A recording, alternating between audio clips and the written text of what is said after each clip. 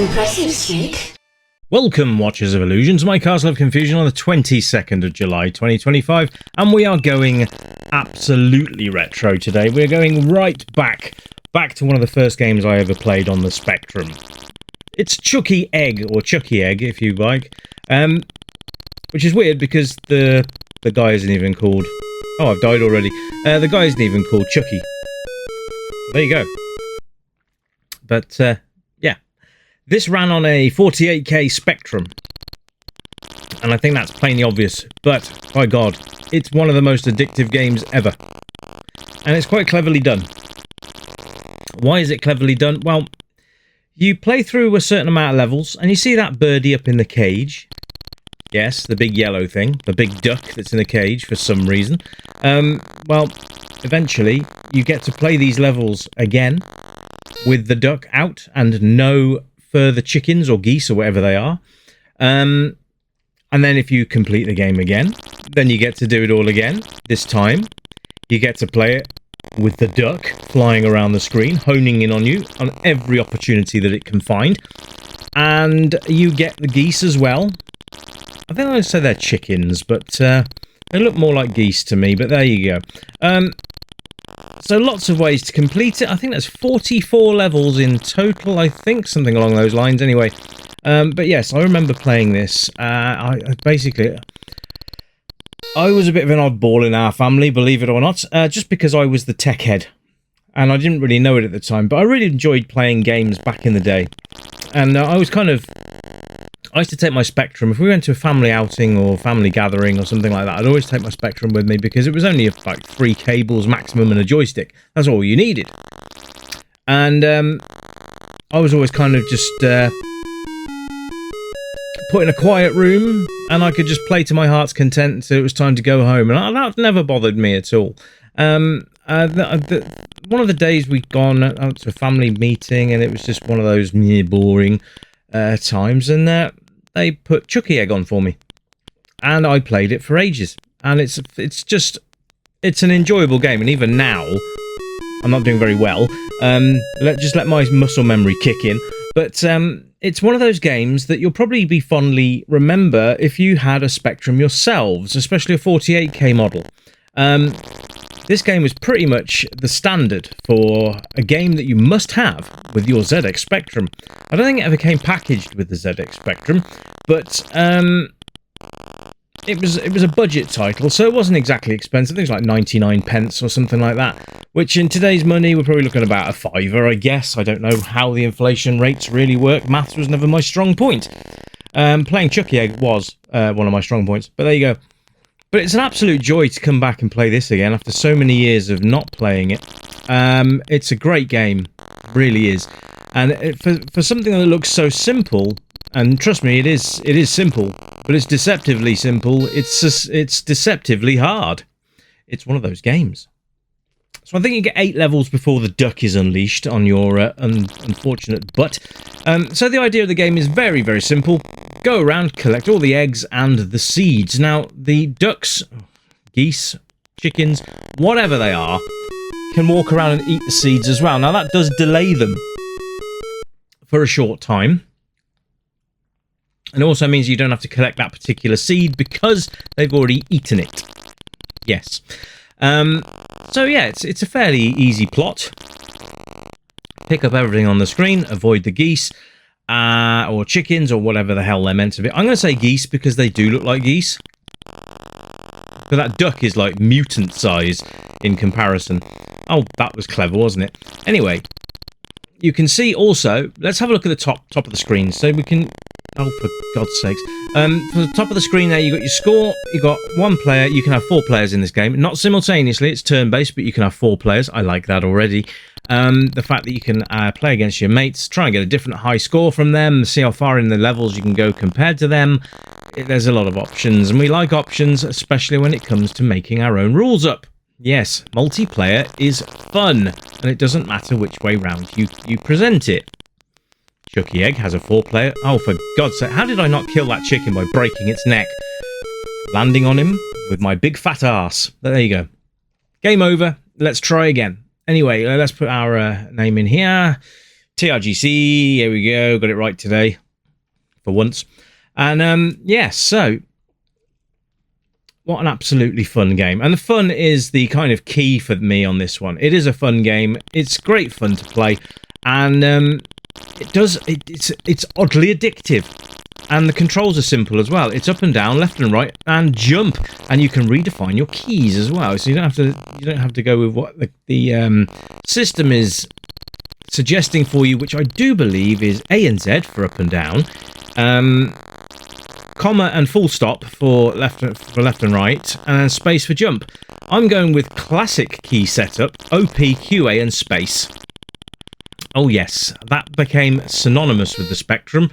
I actually used to love having the key combinations of OP, QA, and space, unless it was Dizzy, in which case it was ZX, space, and enter for picking things up.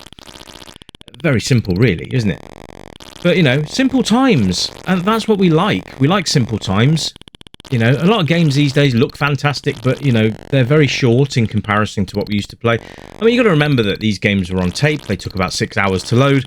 That's a massive exaggeration, by the way. It was more like 4.5. But, yeah, you get the idea. It took a while for a game to load, so at the end of the day, developers wanted to try and make their games as attractive and sort of accessible as possible, I suppose, would be the right way of saying it. Didn't always work, but then you got games like this which will keep you coming back for more. Things like Dizzy, Treasure Island Dizzy. I love the Dizzy games, you might have noticed. But games that keep you coming back because you remember them well. That's kind of where I'm getting at with this. But Chuckie Egg is great, and they did a sequel as well, which wasn't quite as good. In fact, it was not as good at all. It was a bit pants, actually. But then, right, we'll maybe cover Chuckie Egg 2 at a different date. Now, this did get released on a lot of systems. It was released on things like the BBC Micro. It was released on the C64 Amstrad, I think. Obviously, the Spectrum, because that's what we're playing on. And, yeah, lots of options to get your hands on a Chuckie Egg game. I was quite surprised to see it was on the C64, actually. I was going to review it on the C64, but you know what? I was actually thinking, no, for nostalgia purposes and my own nostalgic purposes, I'm going to play it on the Spectrum. The original machine I played this game on, it's the only way. It is the only way. Anyway, let's move on to controls. I've kind of covered them a little bit already. Balls. Left, right, and up and down, and space will jump, or whichever way your keys are set up. You can, like I said, you can redefine them, so you can have them to whatever you want them to be, which is great, actually. Anybody remember doing cursor, where it was 6, 7, 8, and 0? Anyone remember that? I think it was like 5, 6, 7, 8, and 0. Some games, like, absolutely depended on that. Especially if you had a... I think I had a Sinclair joystick at the time. And sometimes the games didn't like my Sinclair joystick, and it wouldn't register as a Kempston. So, cursor was my next thing if it didn't have a redefine on it. A lot of games in the later stage of the Spectrum had redefined keys as standard, which was nice, like Target Renegade, for example. That had redefinable keys, and without it, I probably would have been absolutely shafted, because, well, I don't know if you've ever played Target Renegade, but you try playing that on 5, 6, 7, 8, and 0. Just not going to work, is it? However, it works for this game really, really well. Now, graphically, it's not a lot to look at, is it? But it's enough to look at. You know, they haven't gone overboard, because there was no need to. The gameplay speaks volumes here, not to the graphical look of the game, but you can see what they're meant to be. There's colourful ladders, big purple ladders. I mean, who's... I say purple ladders, but there you go. Green bricks. Even your character is a different colour to the rest of the screen, apart from the duck up there. He's also yellow. There's also this weird bouncing thing you can do. If your belly hits the side of a platform, you'll bounce off. There doesn't seem to be any way of dying from a great height, which is always a nice thing. So there are lots of pluses to the game. Now, you'll probably notice as well, at the top there, you've got player 1, level, what level you're on, bonus, which I think is your bonus score, which depletes at the end there, and then you've got your timer. But they give you a rather generous 900 seconds, so there you go. Not impossible, but it does get harder later on, especially if you're waiting for these darn birds to move over or get out of your way. It can be a little bit a little bit... Oh, bugger. Sometimes the controls don't respond when you want them to, and that's kind of a point there that, yeah, that just happened to me. But I'll stop making excuses for my crap gameplay. Actually didn't respond at that time, but never mind. Modern keyboards, retro games. There you are.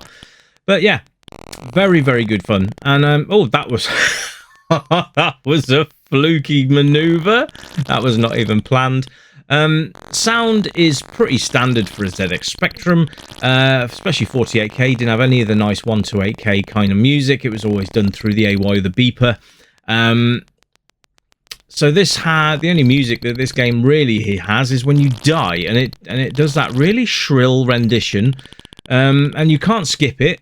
And oh God, how fluky was that? So you have to listen to that every time you die. Yes, and there's no way you can stop it. Other than that, I can't really crucify this game too much because I love it. I really do. But for starting out on a Spectrum, this was a really, really nice place to start. And it's it's a family-friendly game as well. This is one of those games where even my mum would come and sit and watch me play, and that was unheard of back in the day. I will have you know that my mum was about as tech savvy as a blind fish. Yes, I said it. Blind fish. God rest her soul. But unintentional fish pun. Oh dear. Anyway, so yeah, the game is absolutely fantastic. Very playable. So we'll move on to playability now. It's a very playable game. You do have to time your jumps and things like that. Also, I like the fact that the ladder changes colour with the geese going up and down it. That's quite fun. But yeah, as a playable game, it's absolutely up there. It's a nice little sort of arcade-ish type game. Works really nicely. It's addictive, and it's tons of fun. So finding your way around the levels can be a little bit tricky at times, but that's part of the plot of the game, is to make... That was close. The whole point of the game really is to make your way around, find your own way around the levels. It presents as a puzzle game as well, and that one didn't quite work as well, did it? Anyway, replay value is absolutely there as well. Despite the fact you can't save your game or anything along those lines, it was one of those games that it didn't matter if you died, lost all your lives, or anything else along those lines, you would come back and load it up again, just to have that fun factor of a game to play. Like I said, Chuckie Egg stands out in my mind massively from the day, just because I had a lot of fun with it. And I think, these days... retro gaming kind of fulfills that, doesn't it? That fun factor. I think it's what we all crave in our lives, is a little bit of fun. And the nostalgia value for this game really does hit home. And I'm very, very pleased to have brought this to you today. I haven't been sitting on a Chuckie Egg for a while, but I've been wanting to bring this to the channel for a while. But anyway, that's about it from me, guys. I hope you've enjoyed it, and I hope you've enjoyed the little glimpse into my past as to how I got my first experience with Chuckie Egg. And I would like to hear about your experiences too. If you've played Chuckie Egg before, I would like to know on what system, and did you enjoy it? Did you play the hell out of it? Did you find it boring? Did you have any tips or tricks? Share them in the comments below, guys. I'll be back very soon with something else for you to look at. And until then, you know the drill. You keep it retro. And as usual, it's bye for now. Okay.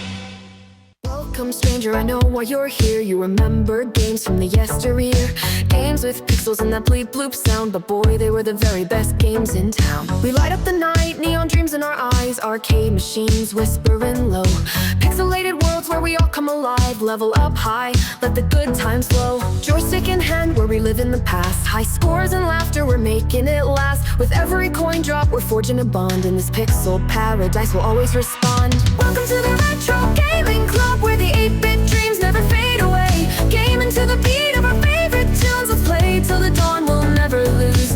Neon lights shining, we're lost in the glow.